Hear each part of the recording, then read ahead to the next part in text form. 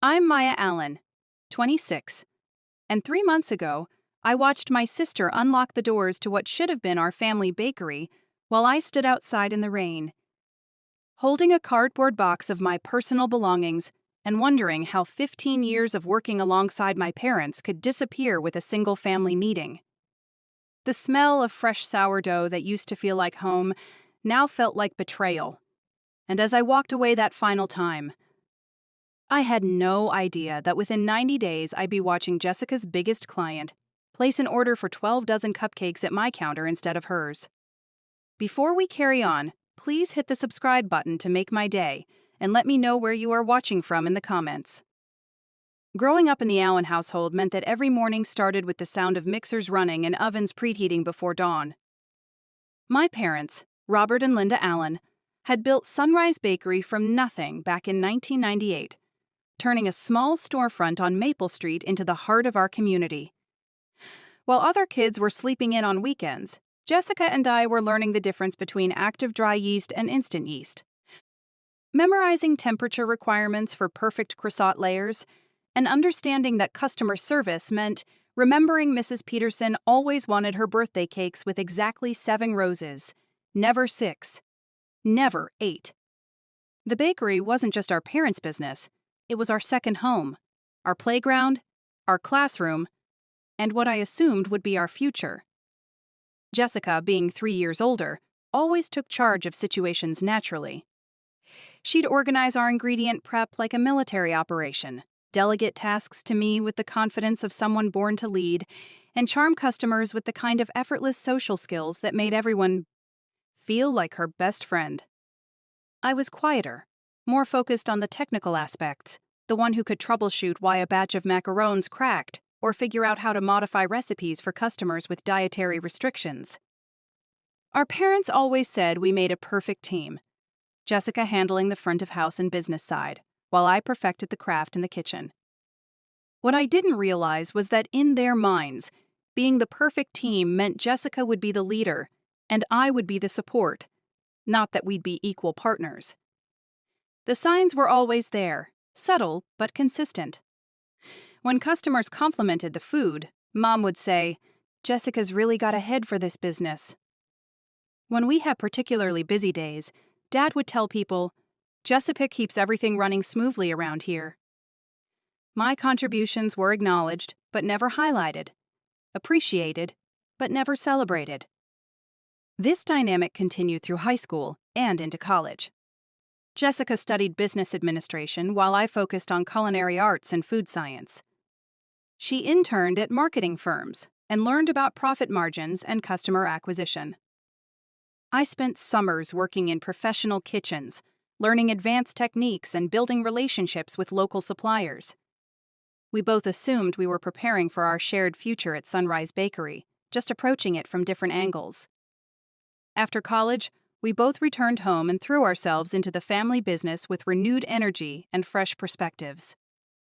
Jessica implemented new marketing strategies, created social media accounts that showcased our products beautifully, and established relationships with event planners and wedding coordinators. I developed new product lines, improved our existing recipes based on culinary school techniques, and streamlined our production processes to increase efficiency without sacrificing quality. The bakery thrived like never before. Our customer base expanded beyond the neighborhood regulars to include clients from across the city. We started catering corporate events, providing desserts for high-end restaurants, and our wedding cake business became so popular that we were booking 6 months in advance. Revenue increased by 40% over 2 years, and our reputation grew from local favorite to regional destination. But success brought complications I hadn't anticipated. As the business grew, Jessica naturally stepped into more administrative roles. She handled vendor negotiations, managed our expanded staff, dealt with commercial clients, and represented us at industry events.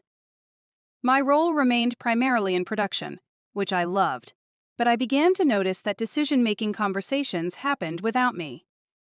Jessica would implement new policies, change our pricing structure, or commit to large orders without consulting me first. When I brought up these concerns, the response was always the same.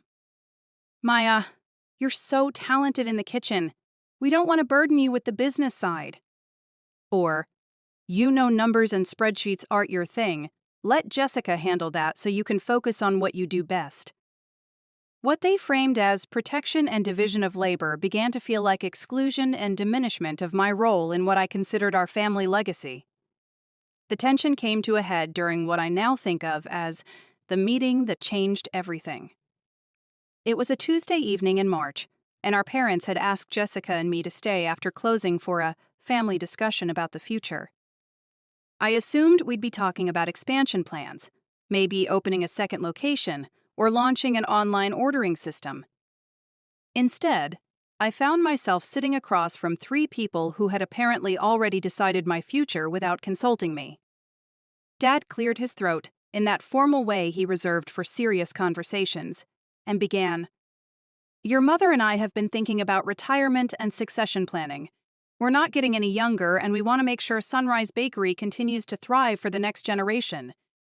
My heart started racing with excitement, thinking this was finally the moment when Jessica and I would officially become partners in the business we'd helped build.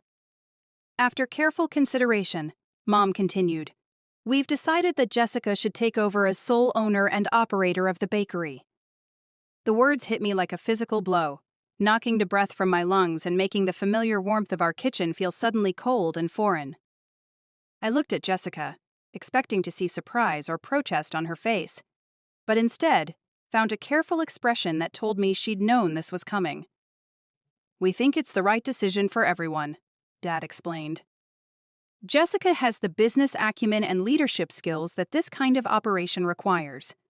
She understands marketing, financial management, and customer relations in ways that will keep us competitive in the Dougling current market." Each word felt like a small betrayal, dismissing 15 years of my contributions and dedication. I found my voice enough to ask, "What about me? What's my role in this transition?"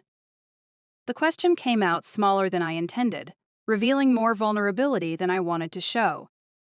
Mom reached across the table and patted my hand in that patronizing way that made me feel like a child being let down gently. "Sweetheart, you're incredibly talented, but running a business requires skills that aren't necessarily your strengths. We think it would be better for you to find something that really suits your abilities. Maybe you could work for a restaurant, or take some business classes and start your own small catering company someday." End quote. Her words were meant to be encouraging, but they felt like a dismissal of everything I'd invested in this place. Jessica finally spoke, and her words surprised me more than our parents' decision. "Maya, I think this could actually be good for you. You've always been more creative than business-minded. This gives you the freedom to explore opportunities that might make you happier than dealing with inventory management and payroll." She said it with such conviction that I almost wondered if she genuinely believed she was doing me a favor.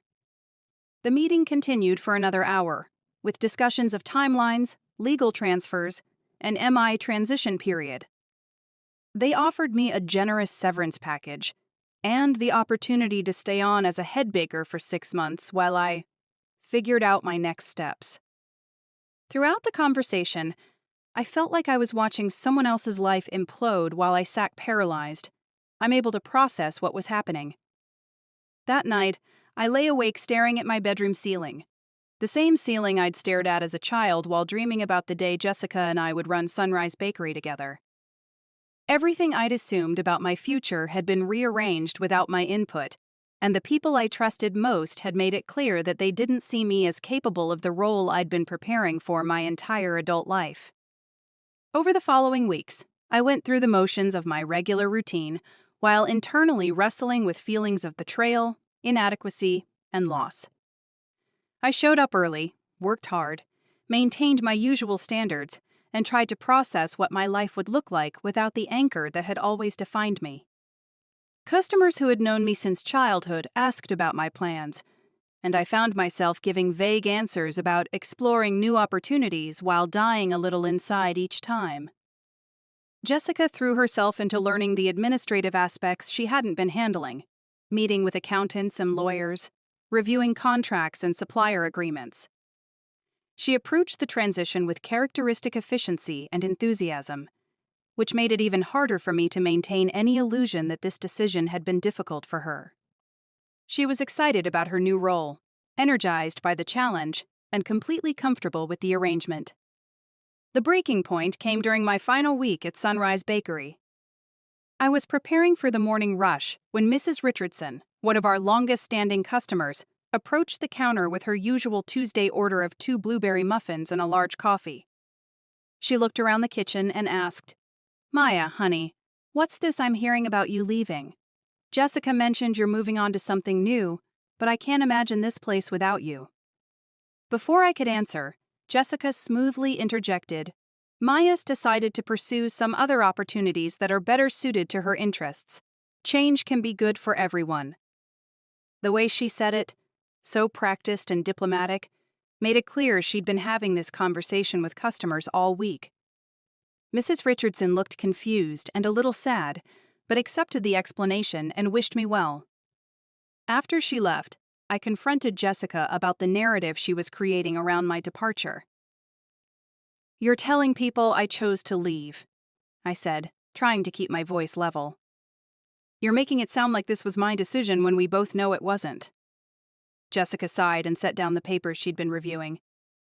"Maya, what would you prefer I tell them? That Mom and Dad didn't think you were capable of running the business? That would be embarrassing for everyone, especially you. This way, it sounds like you're moving forward by choice, which is more dignified." Her response revealed something I'd been trying not to acknowledge. Jessica genuinely believed our parents had made the right decision.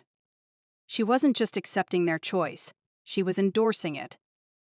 In her mind, I really wasn't suited for business ownership, and this arrangement was better for everyone involved.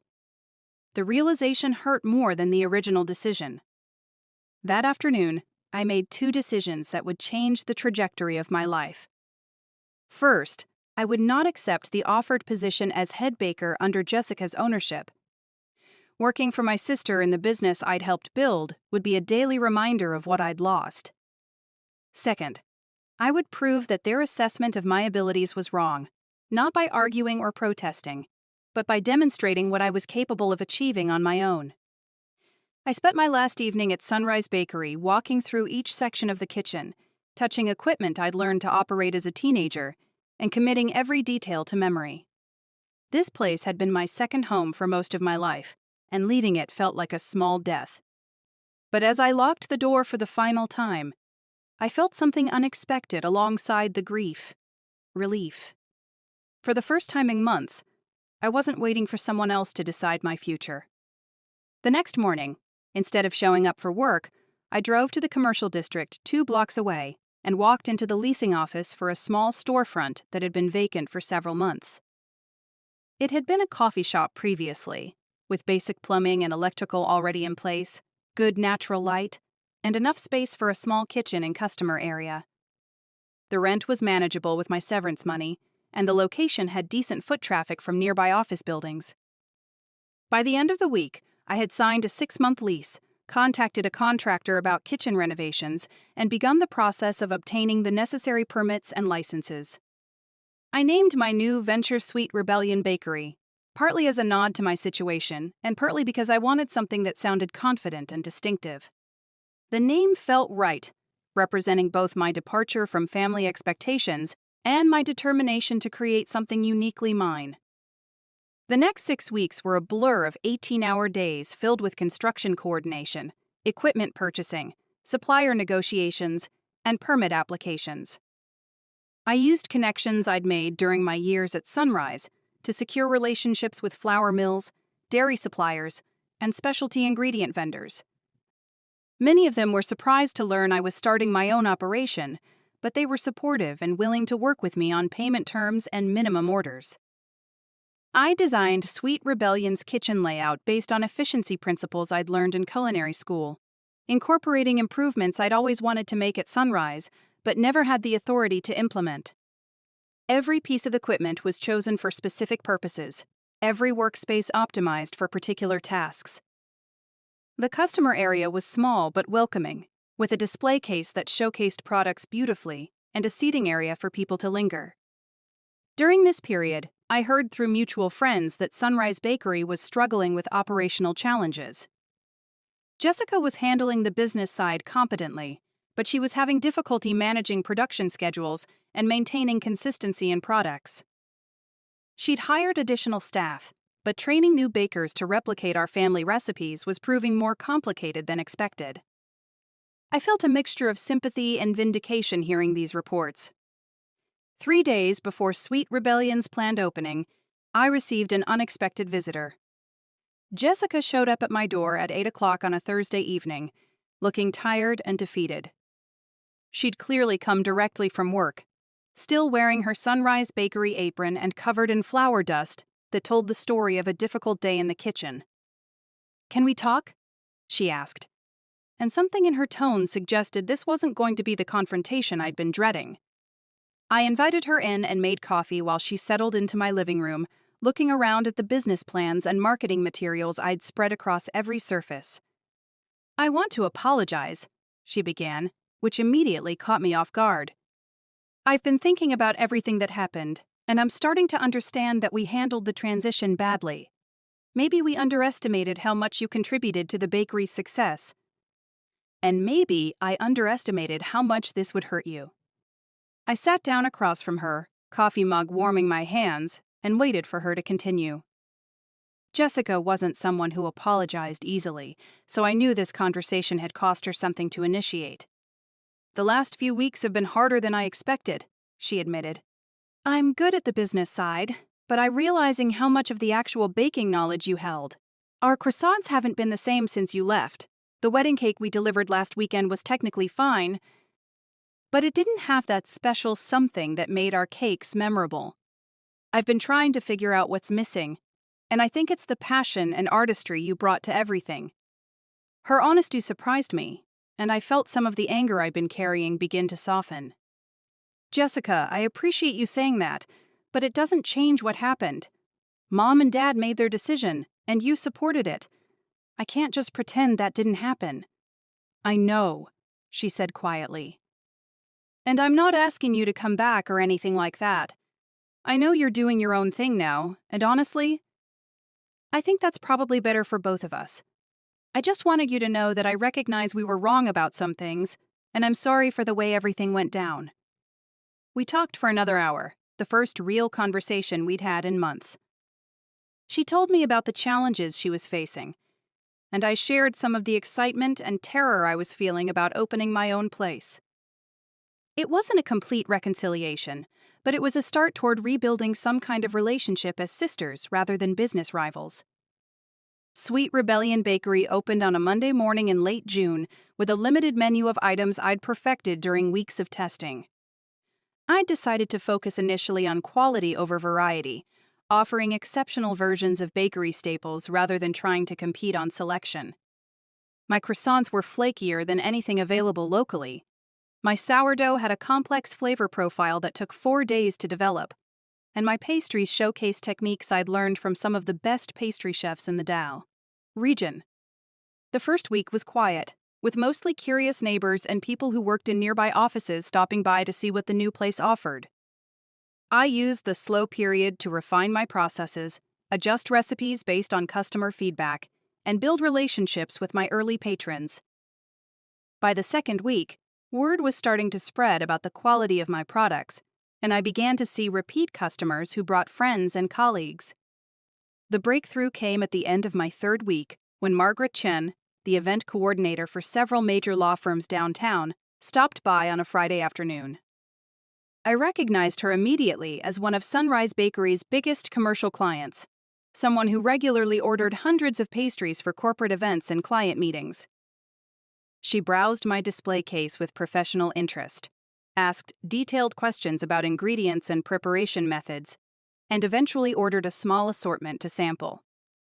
"I'll be honest," she said as I packed her order. "I've been working with Sunrise Bakery for years, but their quality has been inconsistent lately. If your products are as good as they look, I might have some larger orders to discuss with you." That weekend, I waited anxiously to hear back from Margaret, knowing that landing even one of her regular corporate accounts could transform my business from struggling startup to viable operation. Monday morning, she called with an order for 200 assorted pastries for a client meeting on Wednesday, followed by a request for pricing information on weekly standing orders. Over the following weeks, more of Sunrise Bakery's former clients began finding their way to Sweet Rebellion. Some came because they'd heard about my new place through word of mouth, others because they were dissatisfied with changes in quality or service at Sunrise.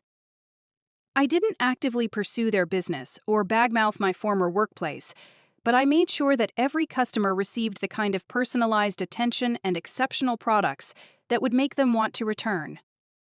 Mrs. Peterson, the customer who always wanted exactly 7 roses on her birthday cakes, became one of my most loyal patrons after I not only remembered her specific requirement, but also recalled her granddaughter's nut allergy and proactively suggested modifications to ensure the cake would be safe for the whole family.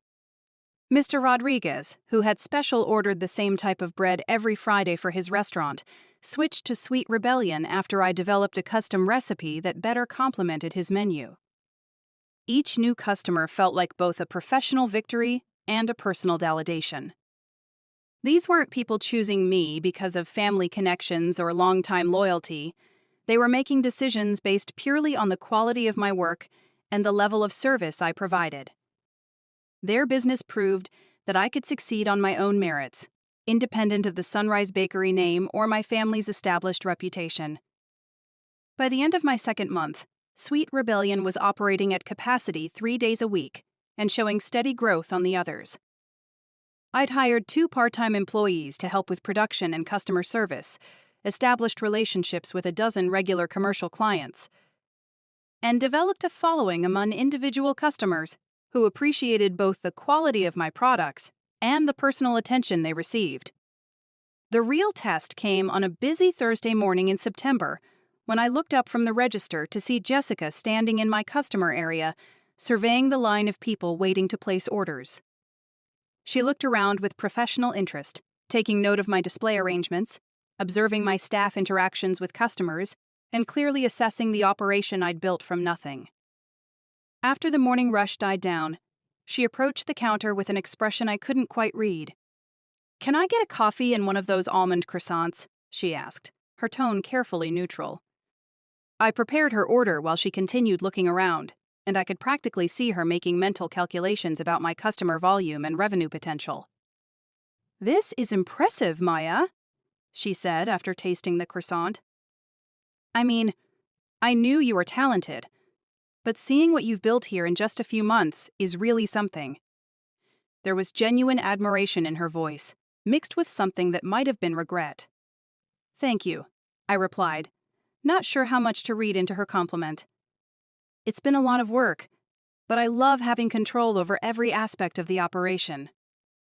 Every decision, from the recipes to the customer service approach, reflects what I think a bakery should be." Jessica nodded thoughtfully. "I can see that.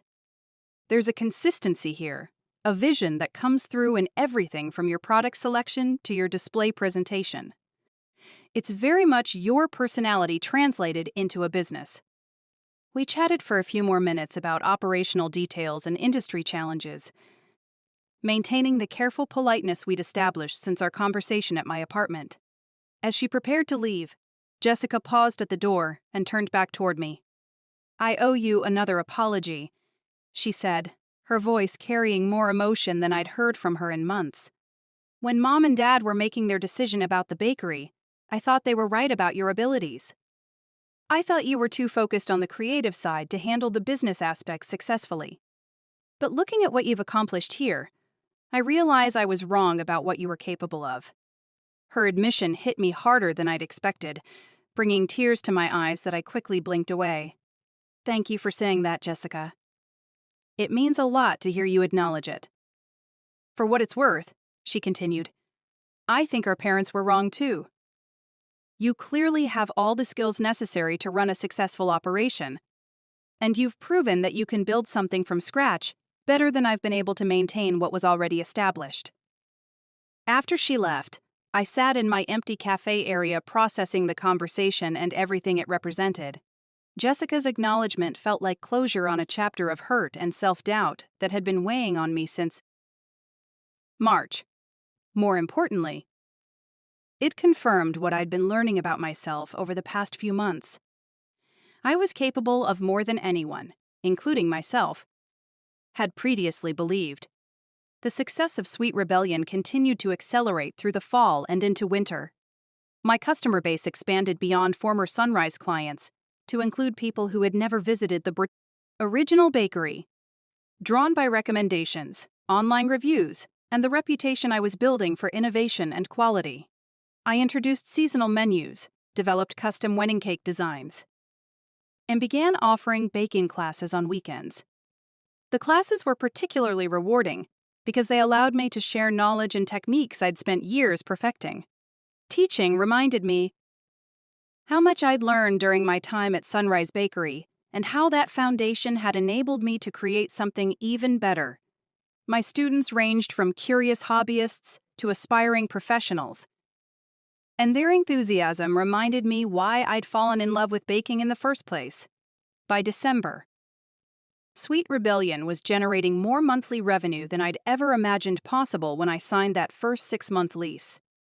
I'd extended my lease to 2 years, hired additional full-time staff, and begun exploring the possibility of expanding into catering services. The business had grown beyond proving a point to my family. It had become something I was genuinely proud of and excited about. The culmination of this journey came during the week between Christmas and New Year's, traditionally one of the busiest times for bakeries. I was working in the kitchen early Tuesday morning when Margaret Chen called with urgent request. The bakery that was supposed to provide desserts for a high-profile New Year's Eve party had canceled at the last minute, and she needed someone who could handle an order for 500 individual desserts with just 4 days' notice. I know it's a huge ask, she said, but you're the only baker I trust to deliver something exceptional on such short notice. The client is willing to pay premium pricing for premium work, and this could lead to some very lucrative contracts next year.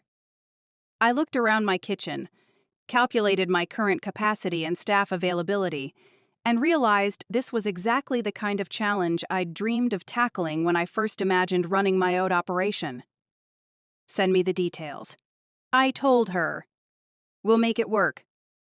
The next 4 days were the most intense period of my professional life. I called in every favor, used every connection, and pushed my team to levels of productivity we'd never attempted before.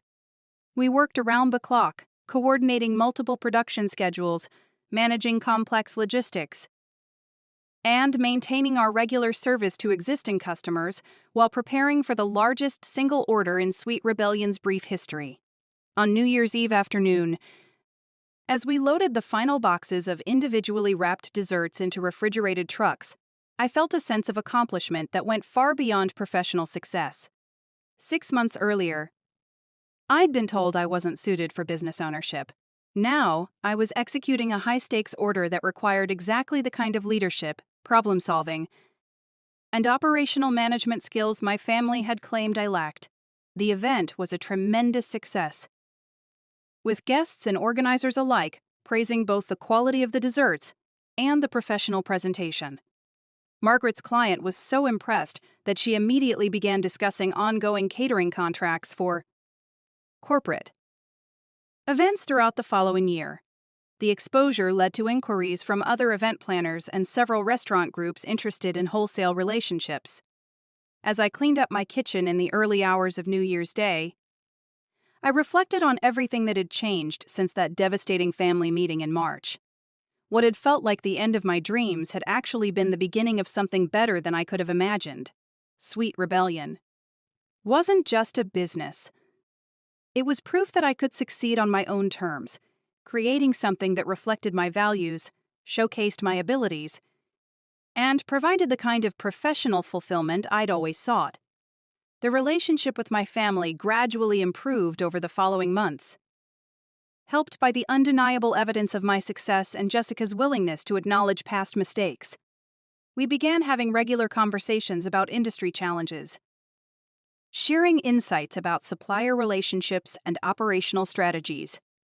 Our parents eventually visited Sweet Rebellion, and while they never explicitly apologized for their earlier assessment of my capabilities, their pride in what I'd accomplished was evident. Sunrise Bakery and Sweet Rebellion found ways to coexist in the same market, serving somewhat different customer bases and maintaining distinct identities. Jessica focused on traditional community bakery services, while I specialized in custom work and premium products.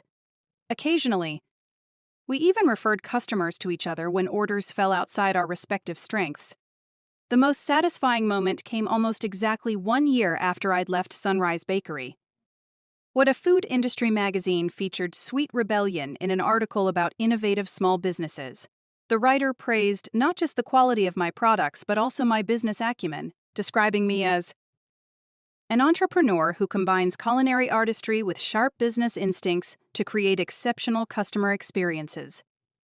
Reading those words, I thought about all the people who had told me I wasn't suited for business ownership, who had suggested I should focus on my creative abilities and leave management to others. The magazine article was validation that those assessments had been wrong, but more importantly, it represented the confidence I'd developed in my own abilities over the course of building something from nothing. Sweet Rebellion continued to grow and evolve, but it remained true to the vision I'd developed during those early weeks of planning and preparation. Every decision was made with consideration for how it would impact product quality, customer experience, and employee satisfaction. The business became known not just for exceptional baked goods, but also for the personal attention customers received and the positive workplace culture I'd cultivated. Looking back on that difficult period when my family's decision forced me to completely reimagine my future, I realize it was one of the most valuable experiences of my life. Being pushed out of my comfort zone and challenged to prove myself independently taught me capabilities I might never have discovered otherwise. The hurt and disappointment I felt initially were real and significant, but they motivated me to achieve more than I would have thought possible. The success of Sweet Rebellion proved that sometimes what feels like rejection is actually redirection towards something better. My family's assessment of my abilities was wrong, but their decision to exclude me from Sunrise Bakery created the circumstances that allowed me to discover what I was truly capable of achieving. I wouldn't change the way things happened, because the struggle of building something from scratch gave me confidence and skills that inheriting an established business never could have provided. Today, Sweet Rebellion employs 12 people, serves hundreds of customers weekly, and has established itself as one of the premier specialty bakeries in the region. We'd expanded into online ordering, wholesale partnerships, and custom event services. The business has exceeded every goal I set during those early months of planning and preparation. But more importantly, it represents the fulfillment of dreams I didn't even know I had when I was working within the ED. Constraints of family expectations. The little girl who used to help her parents before dawn, learning recipes and techniques that would shape her entire life, grew up to create something that honored that foundation while expressing her own vision and values. Or, Sweet Rebellion became more than a business. It became proof that with determination, skill, and willingness to take risks, anyone can overcome others' limitations and achieve success on their own terms. As the second year of Sweet Rebellion progressed, I found myself facing new challenges that tested everything I'd learned about running a business. The success we'd achieved brought opportunities I'd never imagined, but it also created pressures and responsibilities that sometimes felt overwhelming. Managing growth while maintaining quality became a daily balancing act that required constant attention and strategic thinking. One of the biggest decisions I faced was whether to expand into a second location. Several commercial real estate agents had approached me about available spaces in neighboring districts, and my accountant had run numbers showing that expansion could significantly increase our revenue. The financial projections were compelling, but I worried about diluting the personal touch that had become Sweet Rebellion's signature. How could I ensure that a second location would maintain the same standards and atmosphere that made our original bakery special? After weeks of consideration, I decided to explore a different kind of expansion. Instead of opening another traditional storefront, I began developing a wholesale operation that would supply our products to carefully selected cafes and restaurants throughout the city. This approach would allow us to grow our reach while maintaining centralized production and quality control. I spent months vetting potential partners, looking for establishments that shared our commitment to excellence and would represent our brand appropriately. The wholesale venture required significant investment in equipment and staff. I purchased industrial-grade ovens and mixers that could handle larger production volumes, hired additional bakers with commercial experience, and developed standardized processes that would ensure consistency across all our wholesale accounts. The learning curve was steep, and there were weeks when I questioned whether I'd taken on too much too quickly. During this expansion phase, an unexpected opportunity presented itself that would test my business instincts in ways I'd never anticipated. A prominent Food Network executive, Sarah Williams, discovered Sweet Rebellion during a business trip to our city. She was so impressed with our products and the story behind our bakery that she reached out about featuring us in a documentary series about innovative small businesses. The prospect of national television exposure was both thrilling and terrifying. On one hand, the publicity could transform Sweet Rebellion from a regional success story into a nationally recognized brand. On the other hand, I worried about whether we could handle the influx of attention and orders that would inevitably follow such exposure. I'd heard stories of small businesses that were overwhelmed by sudden fame, unable to scale quickly enough to meet demand, and ultimately disappointing customers. Sarah assured me that the production team was experienced in working with small businesses and would be sensitive to our operational limitations. The documentary would focus on the human story behind Sweet Rebellion, highlighting the journey from family disappointment to entrepreneurial success. She wanted to capture the authentic atmosphere of our bakery and show how personal relationships with customers contributed to our growth. After discussing the opportunity with my staff and advisors, I decided to participate in the documentary. The filming process was fascinating and sometimes disruptive, but the crew was professional and minimally intrusive. They captured busy morning rushes, quiet afternoon conversations with regular customers, and behind-the-scenes moments in our kitchen. Sarah interviewed me extensively about the challenges and rewards of starting Sweet Rebellion, the lessons I'd learned about business ownership, and the evolution of my relationship with my family. The documentary aired 6 months later as part of a series called Sweet Success: America's Rising Bakeries. The response was immediate and overwhelming. Within hours of the broadcast, our phone was ringing constantly with orders from customers across the country. Our website crashed from traffic volume, and our email inbox filled with messages from aspiring bakers, business students, and people who were inspired by the story of overcoming family doubt to achieve verbal independent success. Managing this sudden surge of national attention required every organizational skill I'd developed over the past 2 years. We had to implement new systems for handling long-distance orders, establish partnerships with shipping companies that could maintain product quality during transport, and hire customer service staff to handle the volume of inquiries.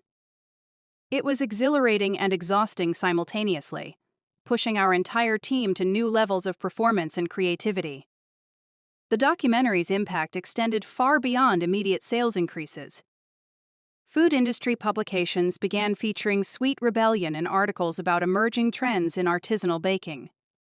Culinary schools invited me to speak about entrepreneurship and business development.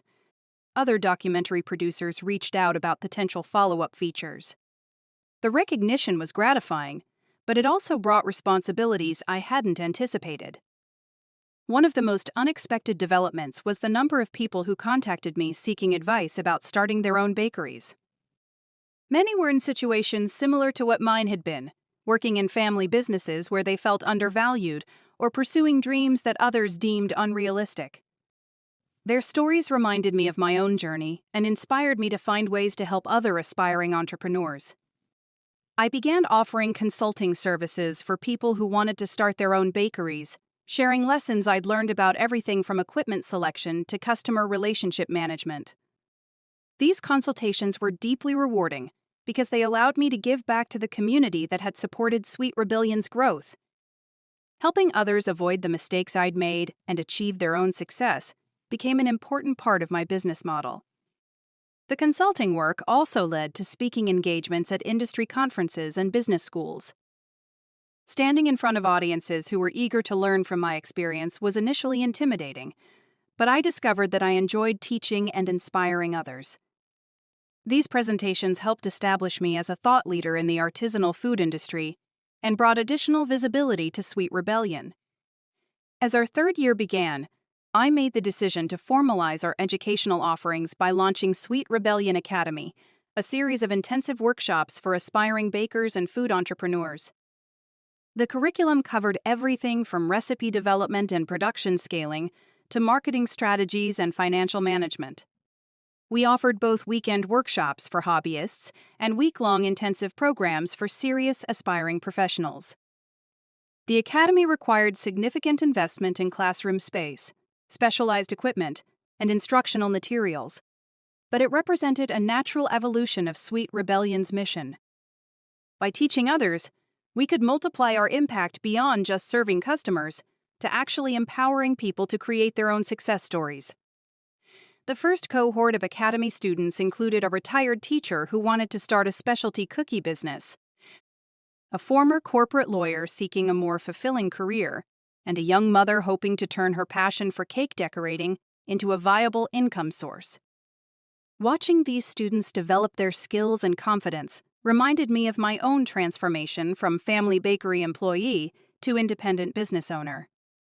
The pride I felt when Academy graduates successfully launched their own ventures was comparable to the satisfaction of creating a perfect batch of croissants or executing a flawless wedding cake order. Teaching became as much a part of my identity as baking. During this period of expansion and diversification, my relationship with Jessica continued to evolve in unexpected ways.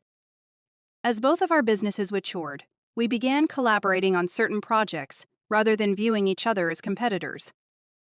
When a major hotel chain requested proposals for bakery services across multiple properties, we jointly submitted a bid that leveraged both Sunrise Bakery's established reputation and Sweet Rebellion's innovative approach.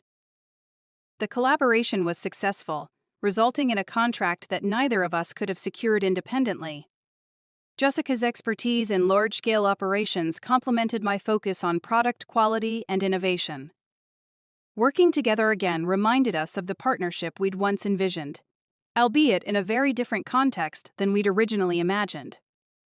Our parents' perspective on the situation also shifted dramatically as both businesses continued to thrive. Dad began attending industry conferences where he proudly introduced himself as the father of two successful bakery owners, clearly enjoying the recognition that came from having entrepreneurial daughters. Mom started referring customers to Sweet Rebellion when their needs fell outside Sunrise Bakery's specialties, acknowledging that our different approaches served different market segments effectively. The family dynamics that had once been a source of pain and division became an asset as we learned to leverage our different strengths for mutual benefit. Jessica's business acumen and my creative innovation created opportunities that neither of us could have achieved alone.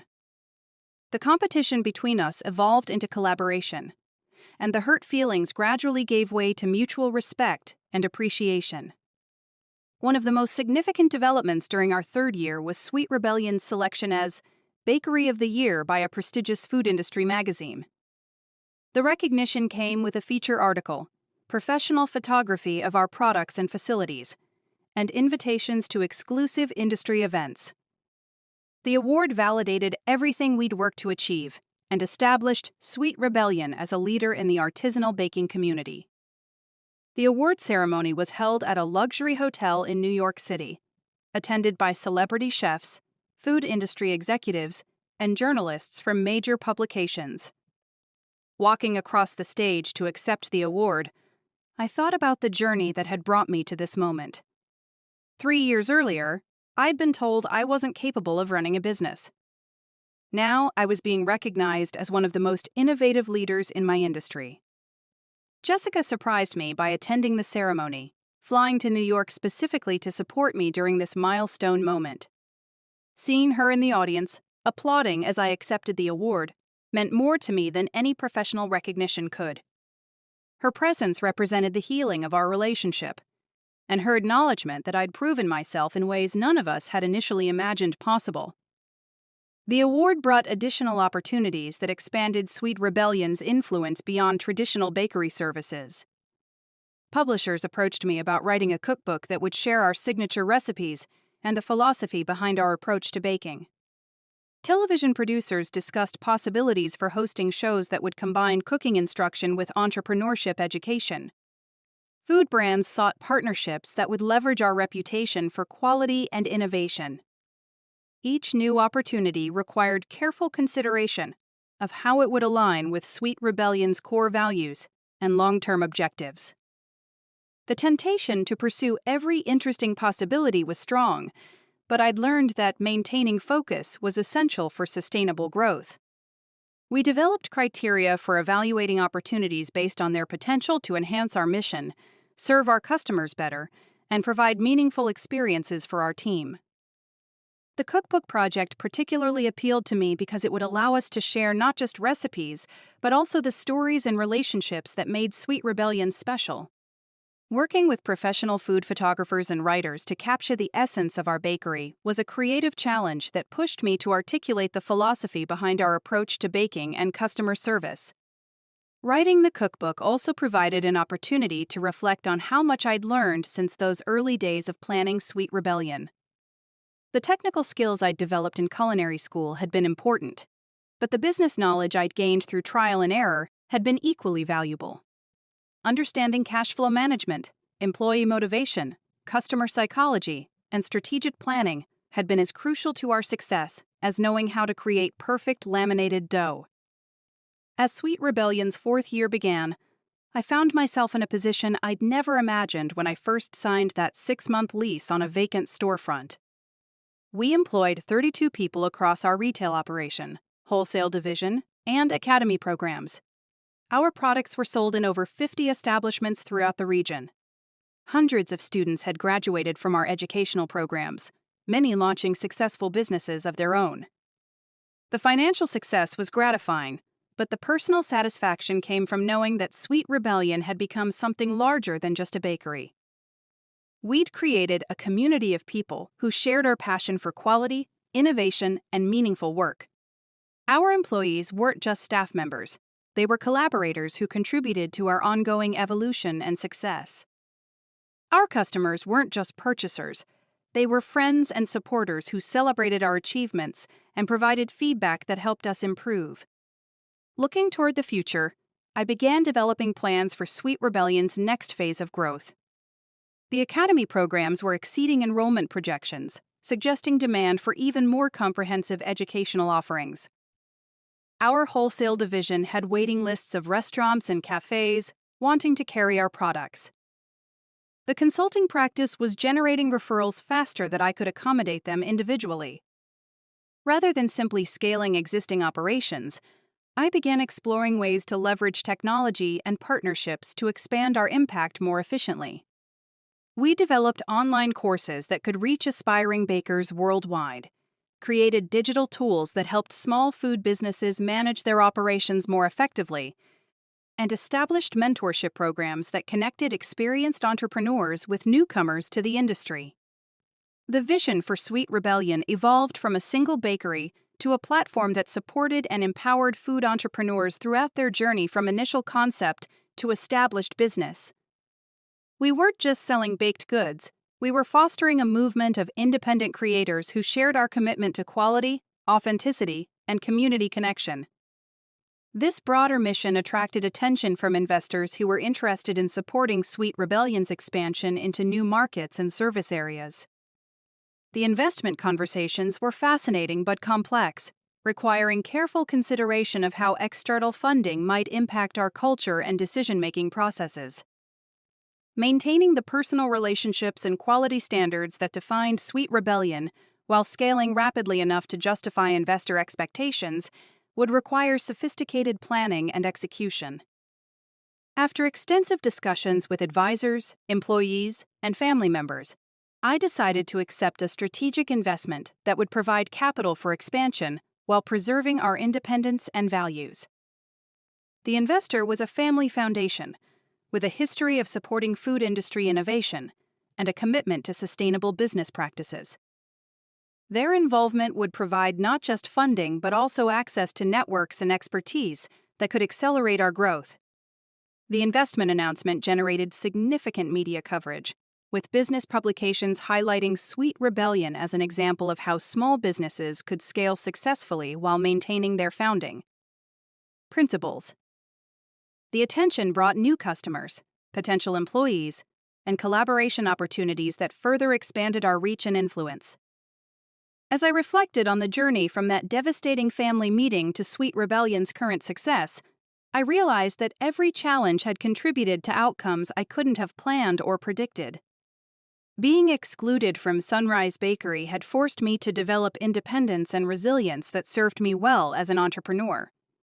The early struggles of starting from scratch had taught me to appreciate every customer and employee who chose to be part of our community. The success we'd achieved wasn't just professional, it was deeply personal.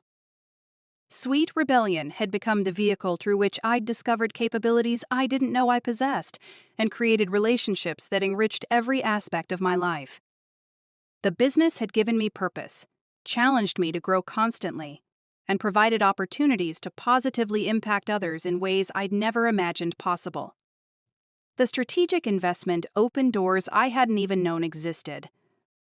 Within 6 months of the funding announcement, we received invitations to participate in international food festivals, collaborate with celebrity chefs on special projects, and consult for major corporations looking to improve their workplace dining programs. Each opportunity required careful evaluation to ensure alignment with our values, but the variety of possibilities was both exciting and overwhelming. One of the most significant developments was an invitation to participate in the Global Artisan Food Summit in Paris. The 3-day conference brought together innovative food entrepreneurs from around the world to share ideas, forge partnerships, and showcase their products to international distributors and media. Being selected as one of only 12 American participants was an honor that validated Sweet Rebellion's growing reputation beyond our regional market. Preparing for the Paris Summit required months of planning and preparation. We developed presentation materials that told our story effectively to international audiences, created sample packages that could travel safely overseas, and researched European market trends that might inform our future expansion strategies. The process forced us to think about Sweet Rebellion's potential on a global scale, considering how our approach to artisanal baking might translate to different cultural contexts and business environments. The summit itself exceeded all my expectations. Meeting entrepreneurs from Japan, Brazil, Germany, and other countries provided perspectives on food culture and business practices that challenged my assumptions about what was possible. A baker from Tokyo shared innovations in fermentation techniques that could revolutionize our sourdough production. An entrepreneur from Sao Paulo described community-supported agriculture models that might enhance our relationships with local suppliers. A pastry chef from Berlin demonstrated decorative methods that could elevate our special occasion offerings. These international connections led to collaboration opportunities that expanded Sweet Rebellion's influence far beyond what I'd imagined when signing that first lease agreement. We began importing specialty ingredients from artisan producers in France and Italy, enhancing our product quality while supporting traditional food crafts. We established cultural exchange programs that brought international bakers to study at Sweet Rebellion Academy, while sending our graduates to train with master bakers in Europe and Asia. The global exposure also attracted attention from publishing houses interested in developing Sweet Rebellion's brand through expanded media presence. Beyond the cookbook we'd already committed to writing, publishers proposed television show concepts, mobile applications that would teach baking techniques, and branded product lines that would make our innovations accessible to home bakers worldwide. Each proposal required careful consideration of how commercial expansion might impact our core mission and community relationships. During this period of rapid growth and opportunity, maintaining Sweet Rebellion's original character became both more challenging and more important. The personal relationships with customers that had been fundamental to our early success were harder to maintain as our operation expanded and diversified.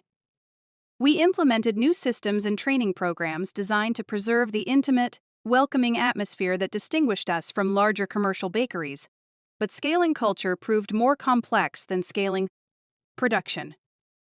I found myself spending increasing amounts of time on strategic planning, partnership negotiations, and media appearances rather than the hands-on baking that had originally motivated me to start Sweet Rebellion. While these activities were essential for our continued growth, they sometimes left me feeling disconnected from the creative work that remained my greatest passion. Balancing my roles as entrepreneur, educator, and artisan required constant recalibration and occasional difficult decisions about where to focus my attention. The challenge became particularly acute when a major television network offered me a hosting opportunity for a competitive baking show that would have required relocating to Los Angeles for several months each year. The financial compensation was substantial, and the exposure would have elevated Sweet Rebellion's profile dramatically. But accepting would have meant stepping away from daily operations and community engagement that I considered essential to our identity. After extensive discussions with my team, advisors, and family, I decided to decline the hosting opportunity in favor of developing our own content that could be produced locally while maintaining our connection to Sweet Rebellion's home community. We partnered with a regional production company to create web series that showcased our techniques, featured local suppliers and customers, and told stories about food entrepreneurs who had participated in, quote, our academy programs. The web series proved more aligned with our values and objectives than the network show would have been. We maintained creative control over content that authentically represented our philosophy and approach, while building media capabilities that would serve our long-term goals. The local production partnership also supported our community development mission by creating employment opportunities for regional creative professionals. As Sweet Rebellion's fifth year began, we faced new challenges related to our success and visibility. Competitors began copying our techniques, menu items, and even aspects of our branding in attempts to capitalize on trends we helped establish. While imitation was flattering in some ways, it also required us to continuously innovate and differentiate ourselves to maintain our competitive position. We responded to competitive pressures by doubling down on the relationships and community connections that larger operations couldn't easily replicate. We developed loyalty programs that rewarded longtime customers with exclusive access to limited edition products and special events. We created subscription services that delivered seasonal specialties directly to customers' homes, maintaining personal connections even when they couldn't visit our physical locations regularly. The subscription model proved particularly successful because it aligned with broader consumer trends toward convenience and personalization while preserving the artisanal quality that defined our brand. Customers could customize their deliveries based on dietary preferences, seasonal availability, and special occasions. Each package included handwritten notes from our team, creating intimate connections despite the distance and automation involved in fulfillment. Managing the subscription service required significant investment in packaging technology, logistics coordination, and quality control systems that could ensure products arrived in perfect condition regardless of shipping distance or weather conditions. We partnered with specialty packaging companies to develop containers that maintained optimal temperature and humidity during transport, preserving the texture and flavor characteristics that made our products special. The technical challenges of nationwide shipping led to innovations that benefited all aspects of our operation. Improved storage and preservation methods extended the shelf life of our products without compromising quality, enabling us to serve wholesale clients more effectively and reduce food waste in our retail operations. Advanced inventory management systems helped us optimize production schedules and ingredient purchasing, improving efficiency while maintaining the small batch approach that customers valued. During this expansion phase, an unexpected opportunity arose that would test our commitment to community development and social responsibility. A nonprofit organization approached us about establishing a Sweet Rebellion Academy satellite program in an underserved urban neighborhood where unemployment was high and healthy food options were limited. The proposal involved significant financial investment and operational complexity, but it aligned perfectly with our mission of empowering people through food entrepreneurship. After visiting the proposed location and meeting with community leaders, I was inspired by the potential impact such a program could have. The neighborhood had a rich cultural heritage and strong community bonds, but lacked economic opportunities that would allow residents to build prosperous lives without leaving their homes. A bakery training program could provide marketable skills while serving the community's need for accessible, high-quality food options. We committed to a 3-year pilot program that would establish a full-service bakery and training facility in partnership with local organizations. The project required hiring bilingual instructors, adapting our curriculum to serve students with varying educational backgrounds, and developing products that reflected the neighborhood's cultural preferences while maintaining our quality standards. The complexity was daunting, but the potential for positive impact made the investment worthwhile. The Community Bakery Project became one of the most rewarding aspects of Sweet Rebellion's evolution. Working with students who had overcome significant economic and social challenges to pursue food careers reminded me why I'd been drawn to entrepreneurship in the first place. Their determination and creativity brought fresh perspectives to our operations, while their success stories demonstrated the transformative power of skills training and business education. The pilot program's success led to requests from other communities interested in similar partnerships. We began developing a replicable model that could be adapted to different geographic and cultural contexts while maintaining the core elements that made our approach effective. The expansion required creating new management structures, training protocols, and funding mechanisms, but it represented a natural evolution of our commitment to supporting aspiring food entrepreneurs. As we approached Sweet Rebellion's 6th anniversary, I reflected on how dramatically my life and business had evolved since that pivotal family meeting. What had begun as a response to disappointment and rejection had grown into a platform for positive change that extended far beyond anything I'd initially imagined. We weren't just selling baked goods, we were fostering economic development, preserving artisanal traditions, and empowering individuals to create their own success stories. The personal transformation had been equally significant. The shy, uncertain woman who had been told she wasn't suited for business leadership had become a confident entrepreneur, educator, and community advocate. The skills I'd developed through necessity, from financial management to public speaking, had opened opportunities I never would have pursued in my previous role as a family bakery employee. My relationship with Jessica had evolved into genuine partnership and mutual respect. We regularly collaborated on industry initiatives, shared resources and expertise, and supported each other through the challenges that came with business ownership. Our parents had become proud advocates for both of our ventures, often telling the story of their 2 daughters who had built successful enterprises that served their community in complementary ways. The success of Sweet Rebellion had also enabled me to pursue personal interests and relationships that had been impossible during the intense early years of building the business. I'd started dating again, finding someone who understood and supported my entrepreneurial commitments while encouraging me to maintain balance between work and personal fulfillment. The relationship reminded me that success wasn't just about professional achievement, but also about creating a life that was rich in meaningful connections and experiences. Looking toward the future, I began developing succession plans that would ensure Sweet Rebellion's continued success and community impact, even as my own role evolved. The business had grown beyond what any single person could manage alone, requiring distributed leadership and clear systems for decision-making and quality control. Preparing the next generation of leaders became as important as developing new products or expanding into new markets. We implemented formal mentorship programs that paired experienced managers with emerging leaders, creating pathways for professional development within our organization. The Academy programs provided training not just for external entrepreneurs, but also for our own employees, who showed interest and aptitude for increased responsibility. Building from within ensured continuity of our culture and values, while providing career advancement opportunities for team members who had contributed to our growth. The leadership development initiatives reflected lessons I'd learned about the importance of preparation and opportunity.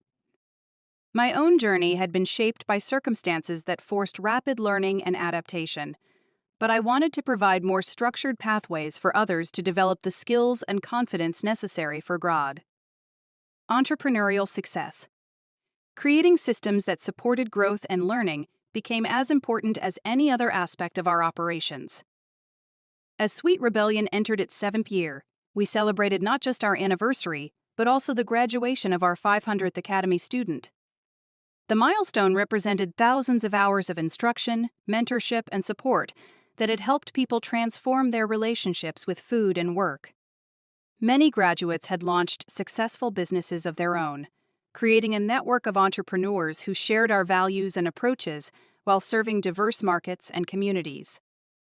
The Academy graduation ceremony had become an annual highlight that brought together students, instructors, customers, and community partners to celebrate achievement and possibility. The diversity of the graduating class, representing different ages, backgrounds, and career goals, demonstrated the universal appeal of food entrepreneurship as a path to economic independence and creative fulfillment. Standing before that year's graduating class, I thought about the journey that had brought us all together. Each student had overcome obstacles and challenged assumptions about what was possible in their lives. Their courage to pursue new directions despite uncertainty and risk reminded me of my own decision to leave the security of family employment and venture into the unknown world of independent business ownership.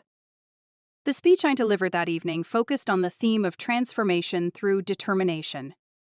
I shared stories about our early struggles, the lessons learned from failures and setbacks, and the importance of maintaining vision even when circumstances seemed insurmountable. The message resonated not just with graduates, but with everyone in attendance who had faced their own moments of doubt and decision. Sweet Rebellion had become more than I'd ever dreamed possible when I first signed that lease on a vacant storefront 7 years earlier. We'd proven that with creativity, persistence, and commitment to community, a small business could achieve impact that extended far beyond financial success. The recognition, awards, and opportunities were gratifying, but the real satisfaction came from knowing we'd created something meaningful that would continue benefiting people long after I stepped back from daily leadership. The girl who had been told she wasn't suited for business ownership had built an enterprise that employed dozens of people, served thousands of customers, educated hundreds of entrepreneurs, and demonstrated new models for community-centered economic development. The family that had once doubted my capabilities now celebrated achievements that exceeded anything we'd accomplished together. The future held possibilities that remained to be explored and opportunities that would challenge us to continue growing and evolving.